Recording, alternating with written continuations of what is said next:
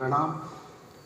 विद्वत वरिष्ठ आचार्य वृंद, आत्मस्वरूप संत वृंद, धर्म प्रेमी श्रोता, हमारी परमादर्श महामल्लेश्वर समिति में जब भी कोई चर्चा के लिए विषय आता था तो महाराज जी का बड़ा सुंदर मार्गदर्शन हम लोगों को प्राप्त होता रहता था। एक दृष्टांत महाराज जी दे रहे थे एक बार कि मैं भारत से नेपाल जा रहा था तो कोई कार्यक्रम में बहुत सारी मिठाई इकट्ठा हो गई थी, तो अच्छी अच्छी मिठाई साथ में ले जाने की इच्छा हुई तो सामान में उसको भी बांध दिया। हवाई जहाज से नेपाल पहुंच गए। जब आश्रम में गए तो मिठाई खाने के लिए निकाली तो उसमें से कई चिटिया भी निकली। अब सोचा कि भारत की चिटिया अब नेपाल आ गई, अब नेपाल की चिटिया इनको रहने को जगह देगी क्या नहीं देगी, क्या आपस में कोई झगड़ा तो नहीं होगा। कि थोड़ी देर जैसा वो डिब्बा खोल के रखा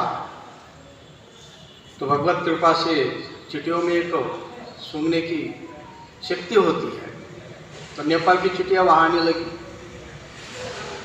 भारत की चिटिया और नेपाल की चिटिया आपस में मुंह लगाए और लाइन पकड़ के सब चलने लगी। आपस में उनका झगड़ा ही नहीं हुआ।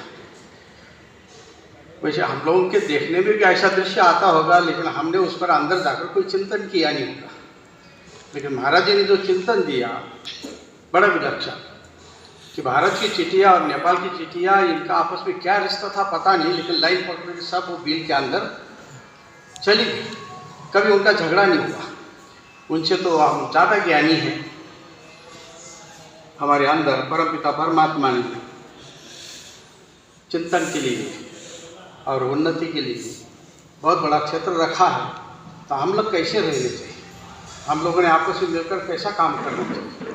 यदि एक चिट्ठी हजारों किलोमीटर दूर से आकर दूसरी चिट्ठी के साथ मित्रता कर सकती है और उनके साथ वो निवास कर सकती है, तो हम लोग का भी एक कर्म होना चाहिए कि हम भी आपस में प्रेम से रहें और एक दूसरे की बातों को समझें।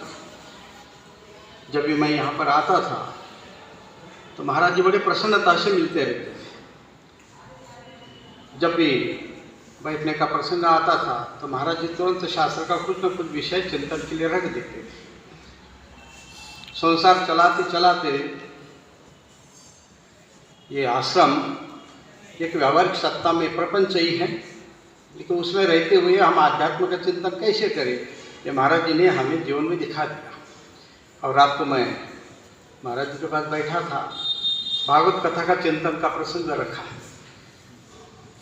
मुझे लग नहीं रहा था कि भागवत का चिंतन इतना जल्दी पूरा कर दें, लेकिन सद्गुरु की कृपा से और शास्त्र के ऊपर निष्ठा कि महाराज जी ने कई वर्षों के परिश्रम से भागवत का जो हिंदी अनुवाद है बड़ा सुंदर ढंग से उसको संपादित कर दिया और छंद भी कई प्रकार के उसे बनाए गए।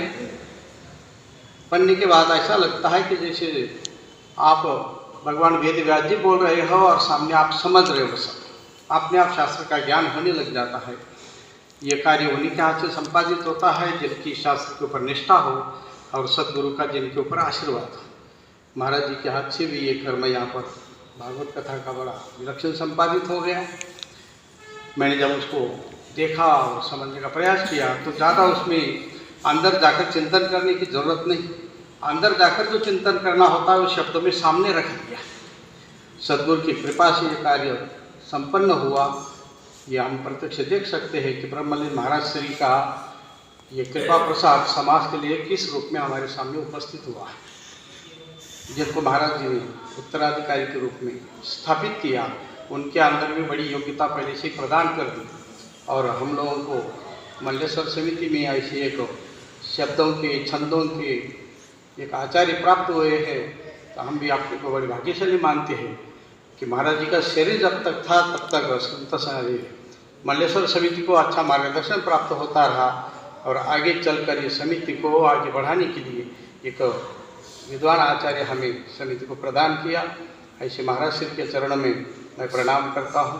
बोलो सद्गुरुदेव भगवान की, बोलिए सच्चिदानंद भगवान की।